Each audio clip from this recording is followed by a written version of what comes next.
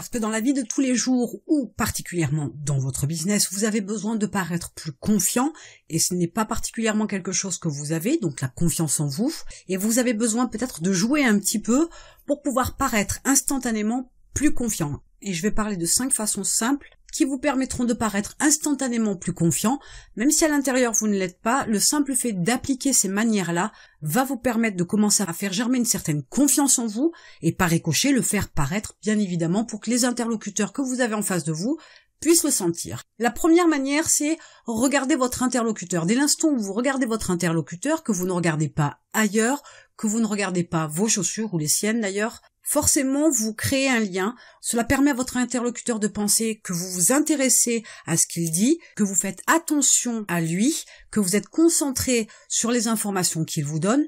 Forcément, il pense aussi que vous savez ce que vous faites. Donc, vous paraissez avoir de la confiance en vous. La deuxième façon, c'est bouger lentement de manière détendue. Bien évidemment, si vous bougez très vite, si vous sautez dans tous les sens, si vous êtes nerveux, etc., que ça se voit, ça transparaît, parce que quand on est nerveux, par exemple, on va se frotter les mains sans arrêt, ou on va se toucher les parties du corps, on va se gratter les cheveux, etc. Donc apprenez à bouger lentement, à faire des gestes lents, mais très détendus, rien de saccadé, rien de trop contrôlé, mais bougez avec lenteur, déplacez-vous avec lenteur, vous vous levez d'un fauteuil ou d'un siège, ou vous vous asseyez à table par exemple, faites-le avec lenteur. Là aussi, ça donne l'impression d'avoir un certain contrôle, et non pas d'être mou, mais d'avoir un certain contrôle, et votre interlocuteur forcément pensera que vous avez confiance en vous. La façon numéro 3, c'est soyez calme, n'ayez aucune réaction excessive. Vous avez besoin de contrôler vos réactions, vous avez besoin de vous contrôler, vous avez besoin de faire attention à la façon dont vous pouvez réagir face à ce que vous dit votre interlocuteur, et il vaut mieux se taire et de prendre le temps de réfléchir à ce qu'on vient de vous dire et à ce que vous allez répondre à ce moment-là, mais surtout sans aucune réaction excessive. Je ne dis pas sans réaction, parce que si vous arrivez à ce type-là de contrôle, c'est très fort, et ça vous permet d'avoir un gros avantage sur tous vos interlocuteurs dans tous les domaines. Mais vous pourriez au moins atténuer les réactions excessives. La façon numéro 4, c'est parler lentement. Si vous parlez trop vite, si vous dites beaucoup trop de choses, si vous rentrez dans les détails ou si vous vous perdez dans une explication, vous en avez dit beaucoup trop, vous avez jeté beaucoup d'informations et vous avez parlé longtemps, alors que en ayant des interventions plus courtes, des réponses plus courtes et surtout bien plus lentes, vous allez n'utiliser que peu de mots, mais ces mots-là vont être bien choisis.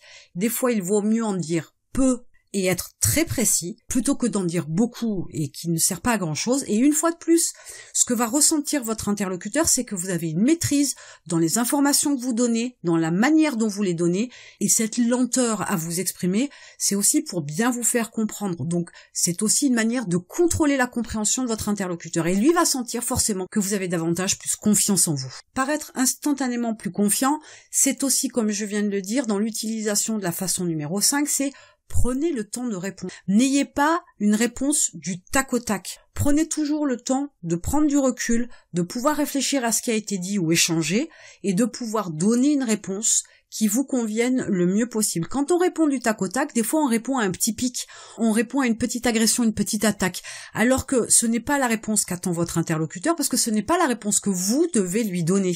Si vous lui donnez une réponse qui ne répond pas à un pic ou une petite agression par exemple, mais qui répond particulièrement à une demande précise un petit peu cachée de votre interlocuteur, à ce moment-là vous donnez une réponse qui, elle, va faire mouche à plusieurs niveaux.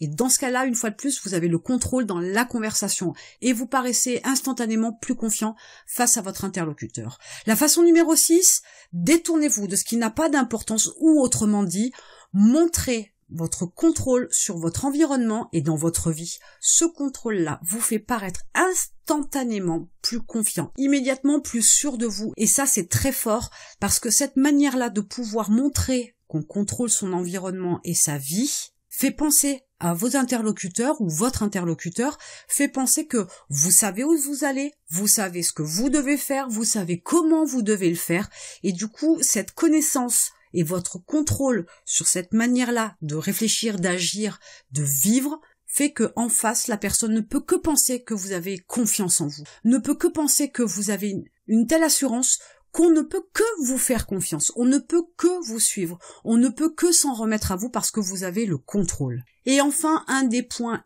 très importants, et c'est la façon numéro 7, l'habit ne fait pas le moine et c'est faux, il faut arrêter de se voiler la face. Être bien habillé vous fait paraître instantanément plus confiant en vous. Vous savez vous habiller, vous vous mettez en valeur et vous assumez qui vous êtes. Quand bien même vous seriez pauvre sur le principe, ça fait pas de vous quelqu'un de pauvre dans tous les sens du terme.